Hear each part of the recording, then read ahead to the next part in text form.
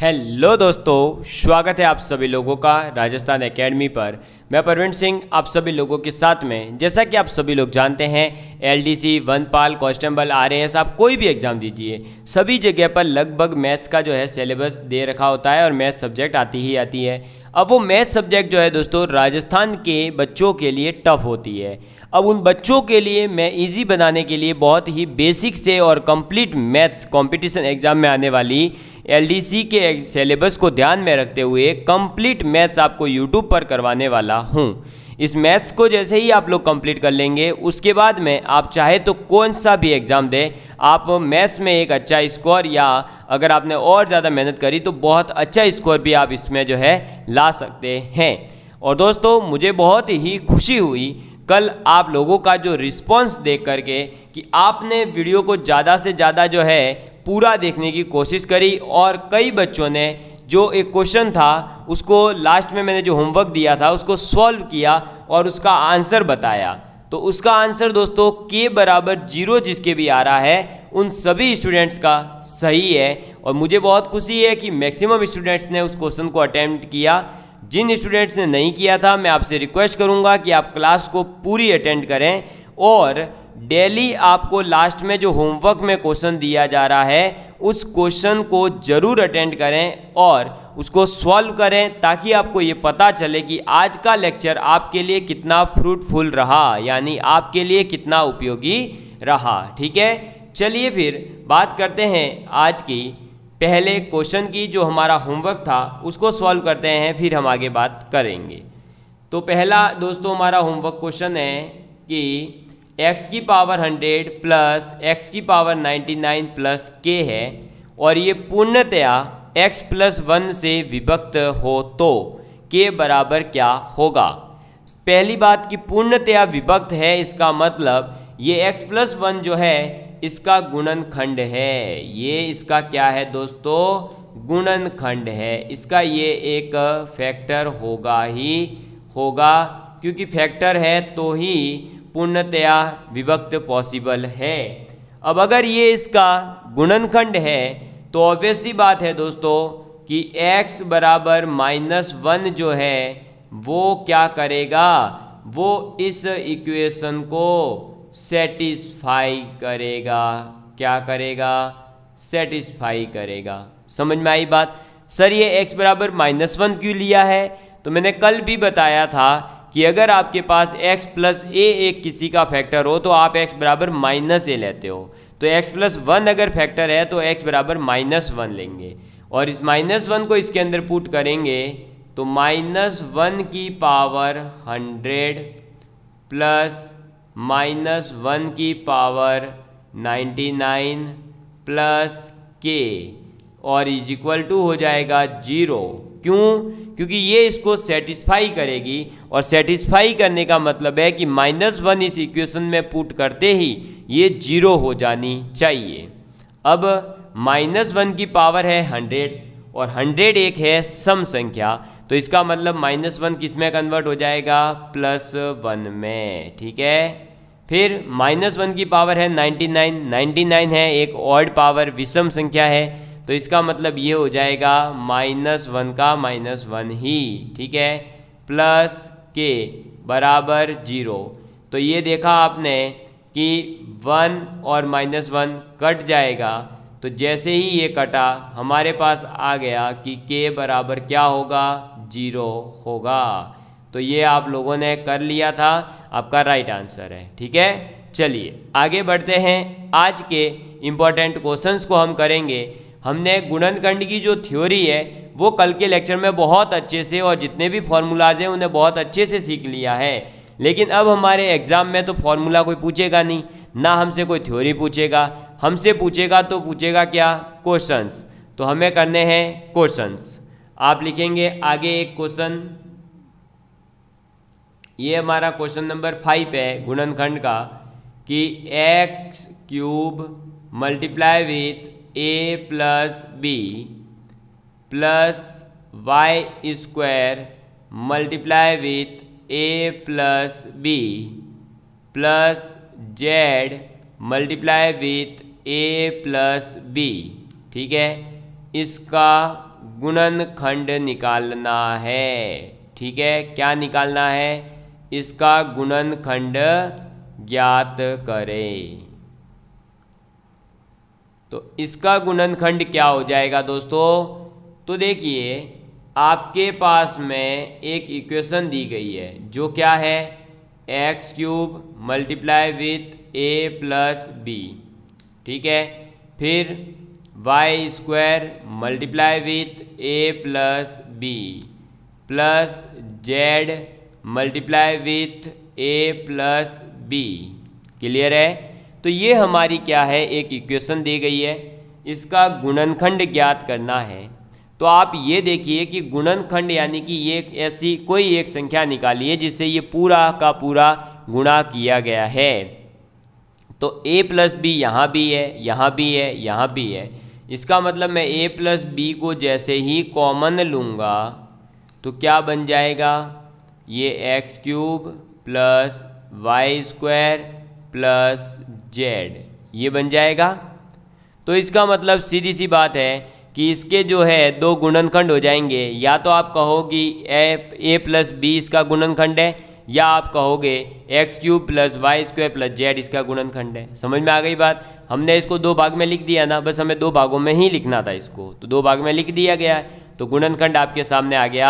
या तो आप ए प्लस बी को गुणनखंड कहो ऑप्शन में हो तो, और वो नहीं है ऑप्शन में तो आप किसको कहोगे, x cube plus y square plus z को। ये अगर और आगे सॉल्व होता तो हम उसके और टुकड़े करते, जितने ज़्यादा पॉसिबल टुकड़े हैं उतने इसके टुकड़े करते जाते। ठीक, तो ये था हमारा पहला क्वेश्चन, ये थोड़ा सा इजी ही था। नेक्स्ट क्वेश्चन करते हैं। तो क्वेश्चन नंबर 6, क्वेश्चन नंबर 6 कहता है कि एक्स क्यूब प्लस 27 का गुणनखंड। ठीक है, क्या? एक्स क्यूब प्लस 27 का गुणनखंड है, इसका गुणनखंड हमें निकालना है। तो एक्स क्यूब प्लस 27 इसका अगर हमें गुणनखंड निकालना है तो सबसे पहले देखिए इक्वेशन क्या है, एक्स क्यूब प्लस मैं इसको लिख सकता हूँ 3 का क्यूब लिख सकता हूँ। अब ये बन गया A cube plus B cube. A cube plus B cube का फॉर्मूला मैंने कल ही बताया था, क्या था दोस्तों, A plus B multiply with A square फिर plus B square minus A B. समझ में आ गई बात? क्लियर है? तो ये हमारा हो जाएगा आंसर। हमसे यही तो पूछा था कि एक्स क्यूब प्लस 27 का आप गुणनखंड निकालो। हमने इसको लिखा एक्स क्यूब प्लस ए 3 का क्यूब। ठीक है, तो ए क्यूब प्लस बन गया बी क्यूब, और A cube plus B cube जो होता है उसका फॉर्मूला क्या था, तो A plus B multiply A square plus B square plus minus A B. तो मैंने वही लिख दिया बस। तो इसमें गुणनखंड क्या आ गया, एक्स बराबर इसका गुणनखंड क्या आ गया, एक्स प्लस 3 जो है वो इसका हो जाएगा गुणनखंड। ये जो है इसका गुणनखंड हो जाएगा, यहाँ इसका गुणनखंड हो जाएगा ए प्लस बी। समझ में आई बात? क्लियर है? चलिए नेक्स्ट क्वेश्चन की ओर बढ़ते हैं। नेक्स्ट क्वेश्चन, और ये नेक्स्ट क्वेश्चन है हमारा नेक्स्ट क्वेश्चन है हमारा कौन सा है, 7th। तो नेक्स्ट क्वेश्चन है हमारा 7 नंबर पर, और वो क्या है क्वेश्चन, x की पावर 4 प्लस 8x का गुणनखंड बताओ। किसका बताना है, x की पावर 4 प्लस 8x का गुणनखंड है, इसका गुणनखंड बताना है। किसका गुणनखंड बताना है, x की पावर 4 प्लस 8x, इसका गुणनखंड बताना है। तो दोस्तों इस क्वेश्चन को सॉल्व करने के लिए मैं आपको दूंगा टाइमिंग मात्र 40 सेकेंड की। तो आपके लिए टाइम स्टार्ट हो चुका है, स्टॉप वॉच आपके सामने है, आप इस क्वेश्चन को सॉल्व करिए। ताकि हमारी जो है स्पीड भी बने। ये क्वेश्चन आपके जो हॉस्टल वार्डन होते हैं ना, छात्रावास अधीक्षक, जो 2008 में पेपर हुआ था उस टाइम पूछा गया है। करिए इस क्वेश्चन को सॉल्व जल्दी से जल्दी। आपके लिए अब से हम जो है क्वेश्चन वाली जो सीरीज होगी उसमें एक स्मार्ट वॉच भी लाई है, तो उसको लगाएंगे अब ऐसे जैसे हमने अभी लगाई है। ठीक है, स्मार्ट वॉच अब जो है हम धीरे धीरे आपके लिए सब सुविधा अवेलेबल करवाने वाले हैं ऑनलाइन क्लास में ही।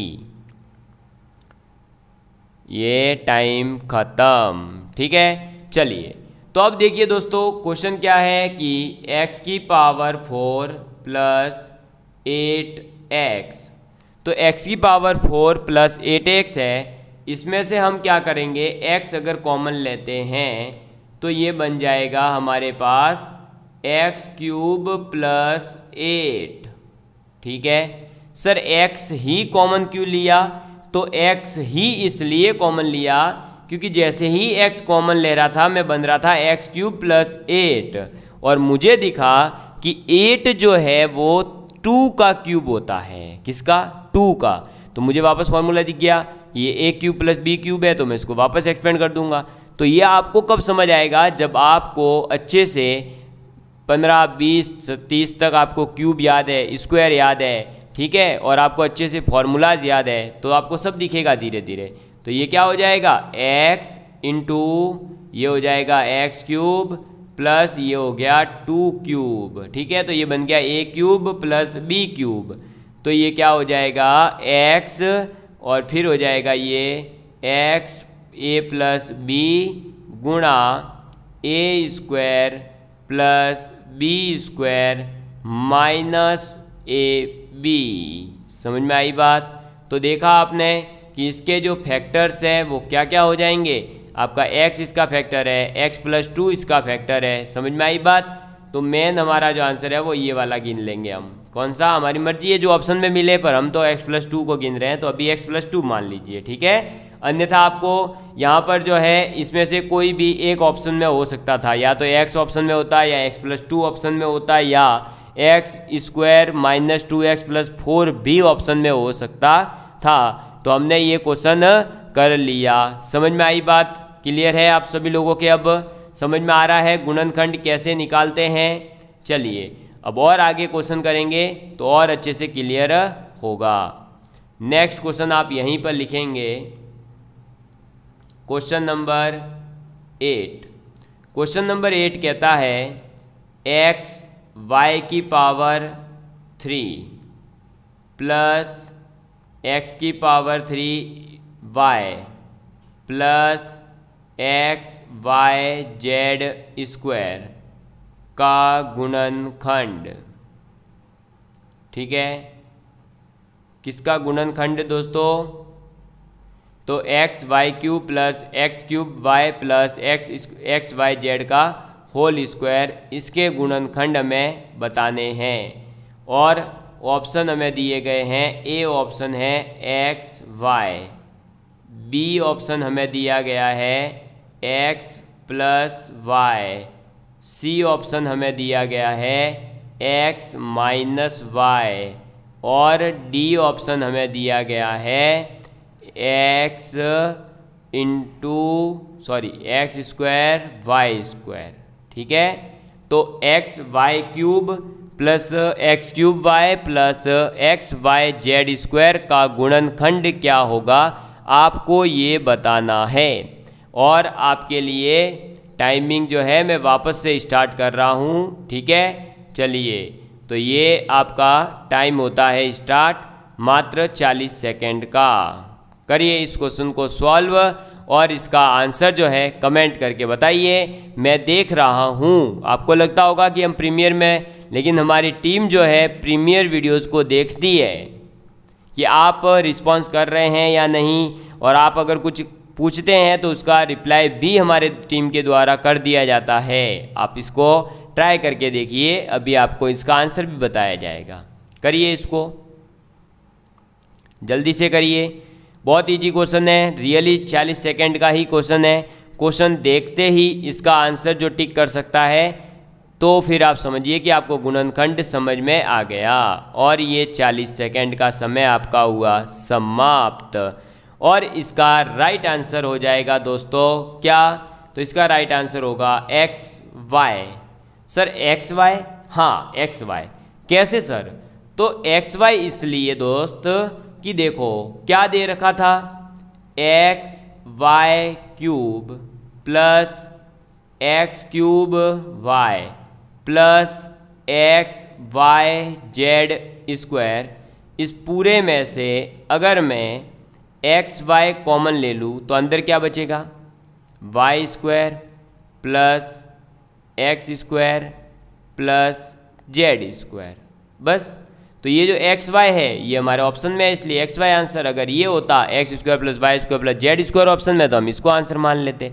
समझ में आई बात। तो हमारा आंसर क्या हो गया, XY is your right answer. और जिस भी स्टूडेंट ने सही आंसर दिया उन सभी को बहुत बहुत बधाई। जिन्होंने सही नहीं दे पाए अगले वाले क्वेश्चन में ट्राई करिए कि आप भी सही आंसर दे सके। ठीक है, चलिए नेक्स्ट क्वेश्चन की ओर। तो दोस्तों नेक्स्ट क्वेश्चन अब लिखेंगे। क्वेश्चन है अब थोड़ा सा बड़ा क्वेश्चन है कि x square minus 11x plus 24 का गुणनखंड। किसका गुणनखंड, X square minus 11x plus 24 का गुणनखंड है। ऑप्शन ए आप लोगों के लिए है x माइनस 3, ऑप्शन बी है आप लोगों के लिए x प्लस 3, ऑप्शन सी है आप लोगों के लिए x प्लस 8 और ऑप्शन डी हो जाएगा x प्लस 4। समझ में आ गई बात, क्लियर है। तो अब इस क्वेश्चन को करेंगे सॉल्व। आप लोगों को वही 40 सेकंड का समय दिया जा रहा है, जल्दी से ट्राई। चलिए इस क्वेश्चन में 1 मिनट का समय दिया जाएगा, आप इसको ट्राई करिए, आप आराम से करिए। देखिए स्टार्टिंग में थोड़ा सा टॉपिक करने में टाइम लगेगा, लेकिन अगर आपने एक बार इसको सीख लिया तो आगे हम जो है अटकेंगे नहीं कहीं। इसलिए थोड़ा सा टाइम दे करके इसको बहुत अच्छे से सीखने का प्रयास करना। करिए इस क्वेश्चन को सॉल्व। सभी लोगों के लिए 1 मिनट का समय दिया जा रहा है। X square minus 11x plus 24, इसका गुणनखंड निकालना है। मैंने आपको बताया था ये क्या है, एक क्वाड्रेटिक इक्वेशन है। क्वाड्रेटिक इक्वेशन का गुणनखंड निकालने के मैंने 3 मेथड बताए थे। आप 3 में से कौन सा भी यूज करिए, तीनों से आपका आंसर आ जाएगा। और मैं आपको इसके ऑप्शन से ही आंसर निकाल करके बता दूंगा कि इसका क्या आंसर है। जल्दी से जल्दी करिए इस क्वेश्चन को। और आपके पास में अब समय है मात्र 4, 3, 2 और 1। और इसी के साथ में समय हुआ समाप्त। क्वाड्रेटिक इक्वेशन क्या थी दोस्तों, x square minus 11x plus 24। इसका अगर हमें क्वाड्रेटिक इक्वेशन का जब भी गुणनखंड निकालना है हम क्या कर सकते हैं कि या तो हम वो जो पूरा मेथड है x is equal to minus b plus minus under root b square minus 4ac/2a use करें, या हम डायरेक्ट ये कर सकते हैं कि जो हमारे ये पीछे नंबर दे रखा है इसको आप 2 नंबर का मल्टीप्लिकेशन में लिखिए और इसको आप 2 नंबर के एडिशन या सब्सट्रैक्शन में लिखने का ट्राई करिए। तो देखो चॉइस के लिए आप क्या लिख सकते हो, 12x2 लिख सकते हो, या 8x3 लिख सकते हो, या 4x6 लिख सकते हो, या फिर और क्या कर दोगे आप चॉइस ×1 लिख दोगे। इसके अलावा और क्या पॉसिबिलिटी है, तो ये बस ठीक है, इतनी ही पॉसिबिलिटी है। तो 12x2, 8x3, 4x6 और चॉइस ×1। आप इसमें से एक वो पेयर अलग कर दीजिए जिसको आपको दिख रहा हो कि प्लस या माइनस कुछ करने पर 11 आ तो सकता है। तो देखो भाई 12 में से 2 जाएंगे तो 10 आएंगे, और 12 में 2 ऐड करोगे तो 14 हो जाएंगे। कभी भी 11 के आसपास कोई लिंक नहीं है। 8 और 3 11 होता है, 8 माइनस 3 5 होता है, लेकिन 8 और 3 11 तो हो रहा है, तो ये हमने काम का है। 6 और 4 10 होता है, 6 माइनस 4 -2 हो जाएगा, 4 माइनस तो -2 देगा, कभी भी 11 नहीं पॉसिबल। 24 और 1 25 हो जाएगा या फिर 23 हो जाएगा, कभी काम का नहीं है। ठीक है, अब है क्या अपने पास में 8 इंटू 3, 8 दिया 24 होता है बिल्कुल। और अगर दोस्तों मुझे -11 चाहिए तो क्या मैं यहाँ पर -8 और -3 अगर लूँ तो इन दोनों को जब ऐड किया जाएगा तो -11 ही तो आएगा, तो मेरे ये पेयर काम का है। इसका मतलब इसका जो आंसर जाएगा वो क्या जाएगा, देखो x इज टू क्या आ गया अपने पास में -8 और -3, तो हम ये कहेंगे कि हमारा जो आंसर जाएगा वो जाएगा x + 8 और x + 3, ये हो जाएगा। अरे समझ में आई क्या बात, ये होगा या नहीं होगा बताइए आप, यही तो पॉसिबिलिटी है। अरे एक सेकेंड, माइनस नहीं भाई, इधर गड़बड़ हो गई, इधर प्लस कैसे आएगा, माइनस आएगा ना। देखो भाई यहाँ पर क्या है, माइनस साइन है, तो मैंने क्या बोला था, इधर अपन को क्या लेना पड़ेगा, प्लस साइन लाना पड़ेगा। तो आपको जो ये -8 है वो न ले, आप वो जो है माइनस साइन उसकी जगह आप ये ले लेंगे प्लस साइन वाले। क्यों, क्योंकि आपको यहाँ पर एडिशन करके कितना लाना है, प्लस का 11 लाना है भाई। -11 अगर ऑप्शन में क्वेश्चन में -11 है तो आपको लाना है +11, अगर यहाँ +11 होता तो आपको लाना होता -11, उल्टा करना है ना, मैंने कल बताया था। अगर नहीं भूल गए हैं आप तो वापस याद करिए। क्वाड्रेटिक इक्वेशन में जो मिडल में टर्म दे रखी है उसका जो साइन दे रखा हो उसके अपोजिट साइन का आपको लाना है।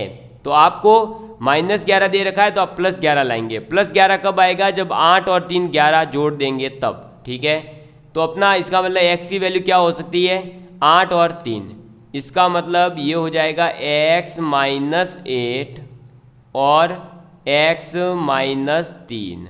ठीक है, यही तो पॉसिबल है भाई। x बराबर 8 है, x = 3 है, तो जब वो गुणनखंड के रूप में लिखा जाएगा तो यहाँ माइनस आना चाहिए, तभी तो x बराबर, वापस देखो इधर से अपोजिट साइन का जाके 8 और 3 बनेगा।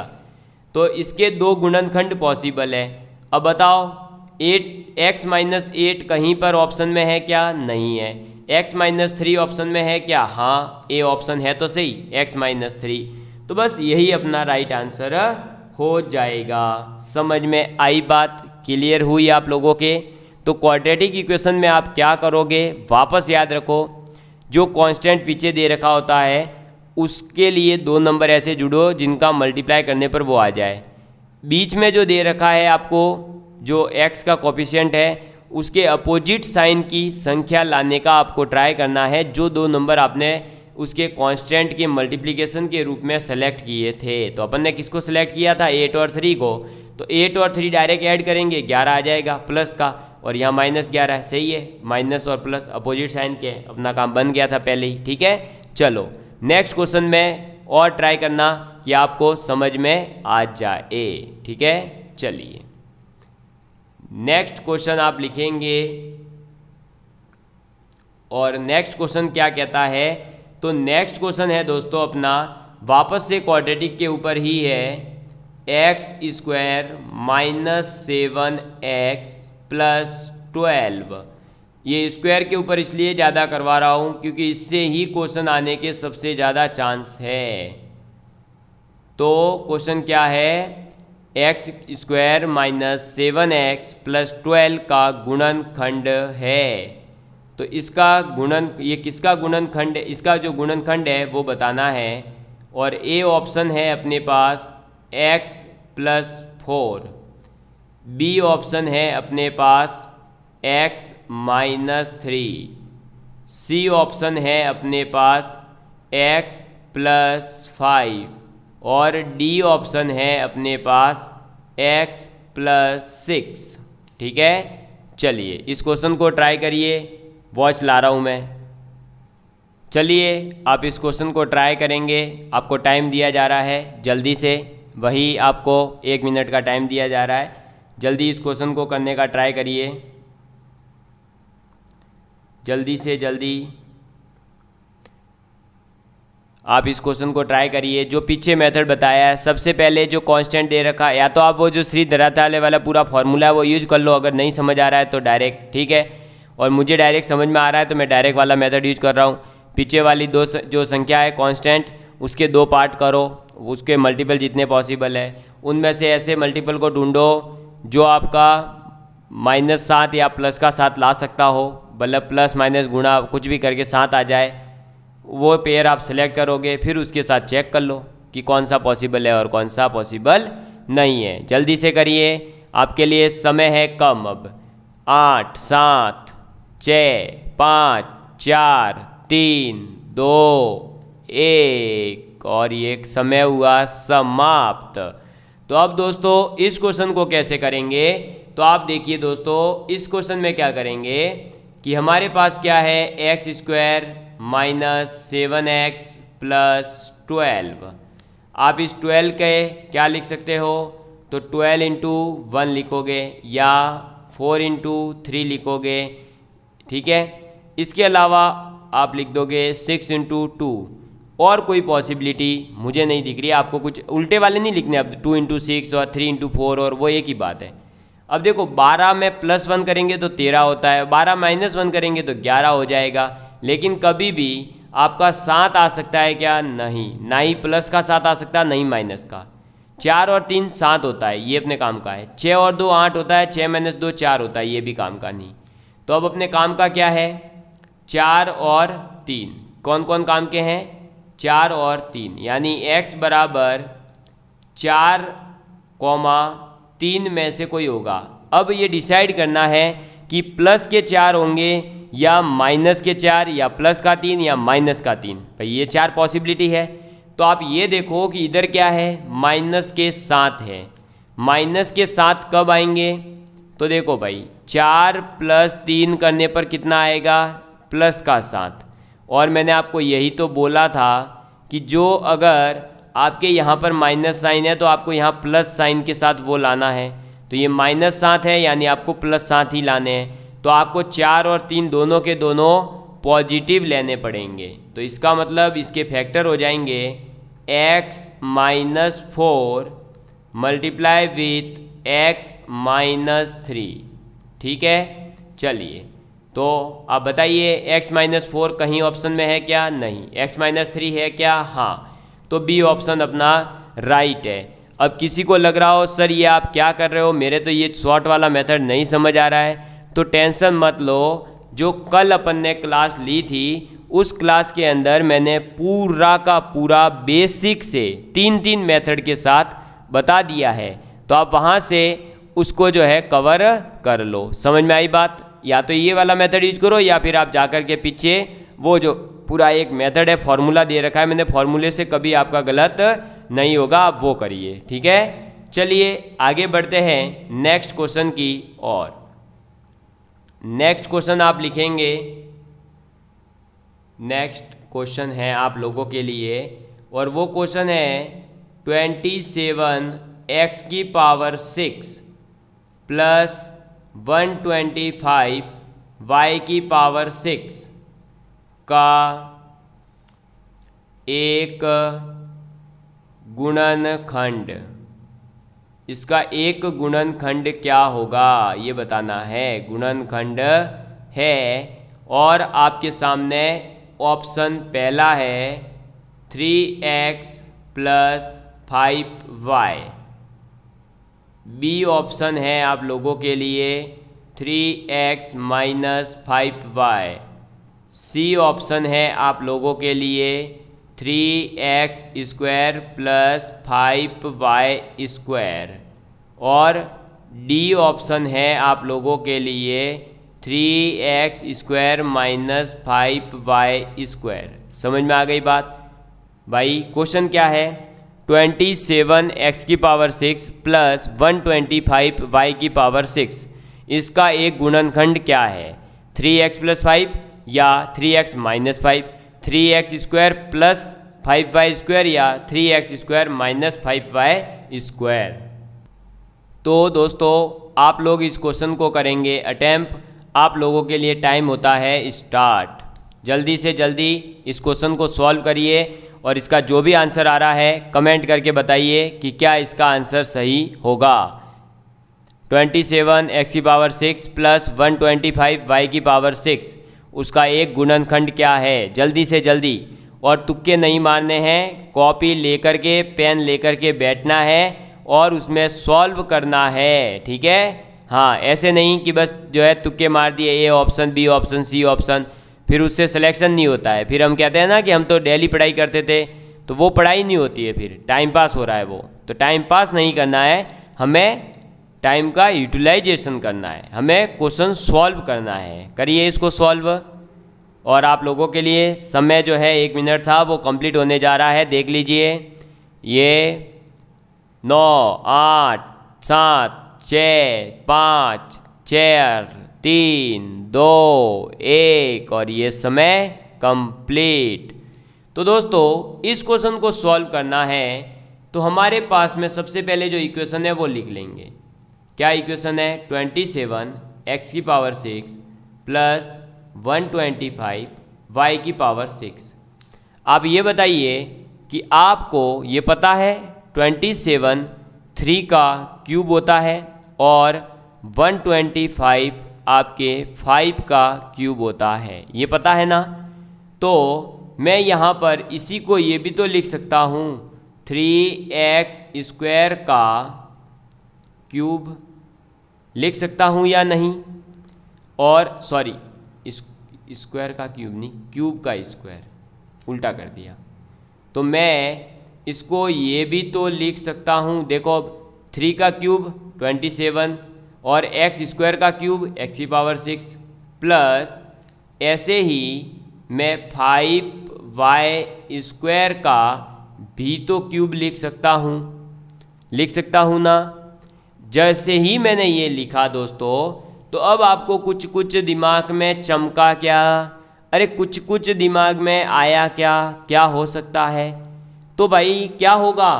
अरे देखो ऑब्वियस सी बात है, एक बन गया a cube plus b cube, और a cube plus b cube यानी a प्लस b, तो हो जाएगा 3x² प्लस 5y²। ये हो गया a प्लस b गुणा a² यानी 9x4 प्लस b² यानी 25y की पावर 4 माइनस ए बी का मतलब 15x² y²। समझ में आई बात?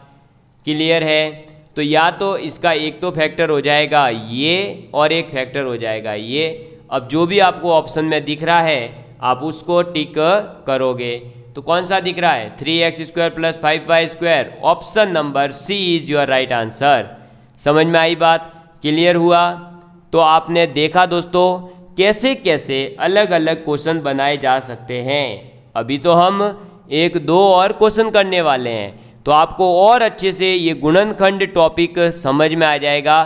फिर मुझे नहीं लगता है कि आप लोग जो है इसमें कहीं अटकने वाले हैं। अब फिर आपको बस एक ही चीज़ की ज़रूरत है। आप क्या करेंगे? घर पे बैठेंगे, किताबों में से जहाँ से जैसा क्वेश्चन मिल रहा है लेके बैठे बैठे सॉल्व करेंगे, तो आपका इजीली आपको जो है ये गुणनखंड वाला टॉपिक 100% आपका तैयार हो जाएगा। आपको कहीं भी किसी प्रकार की कोई समस्या नहीं आएगी। ठीक है, चलिए आगे बढ़ते हैं नेक्स्ट क्वेश्चन की ओर। तो नेक्स्ट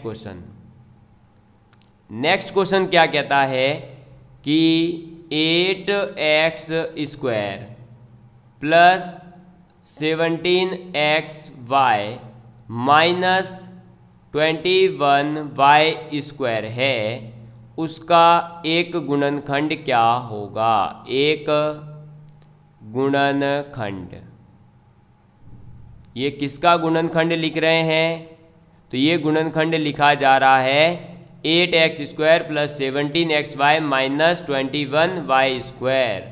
ऑप्शन ए आपको दिया गया x minus 3y, option B आपको दिया गया x plus 2y, option C आपको दिया गया x minus 5y, option D आपको दिया गया x + 3y।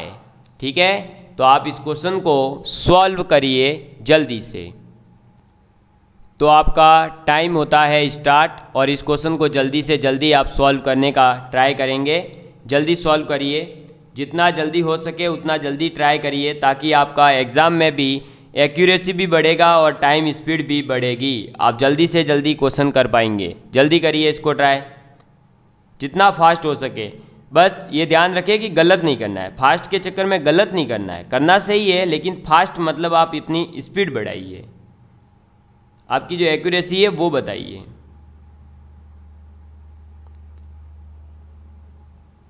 बढ़ाइए इसकी स्पीड।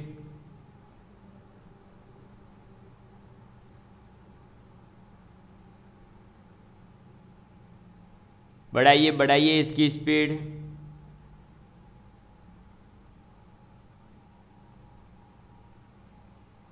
तो 7 6 5 4 3 2 1 and the complete time.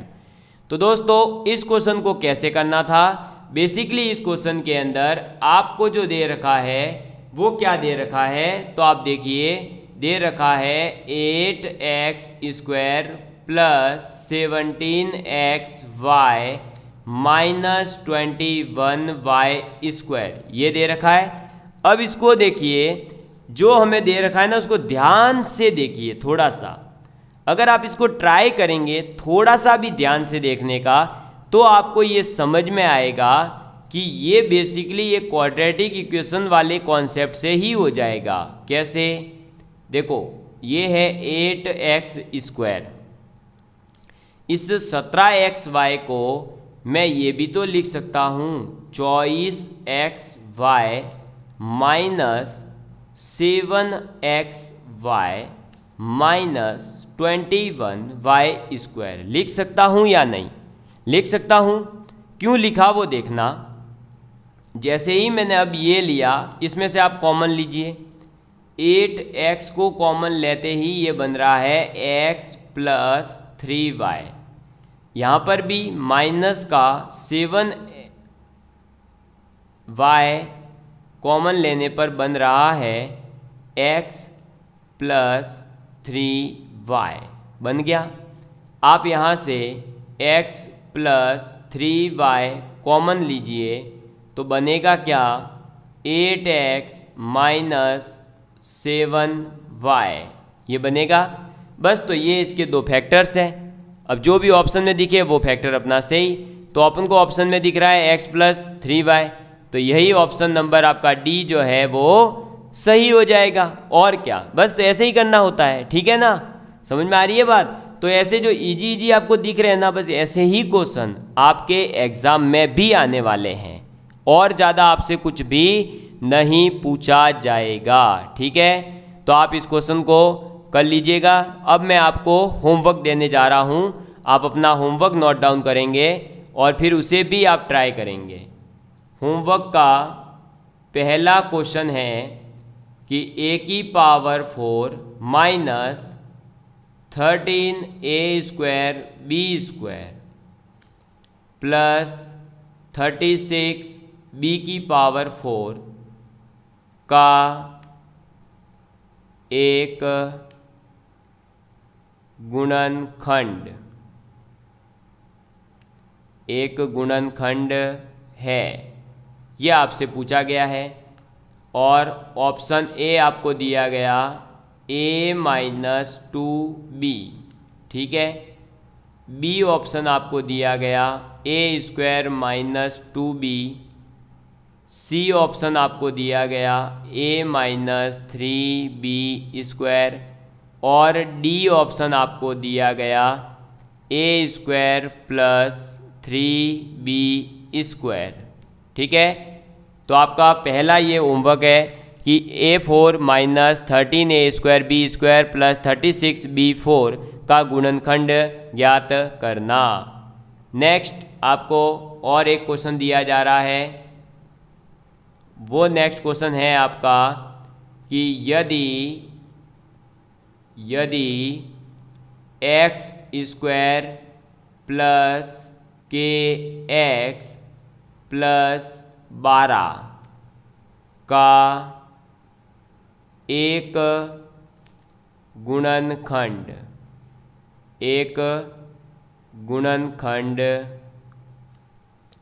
x plus 3 हो तो x प्लस 3 हो तो k का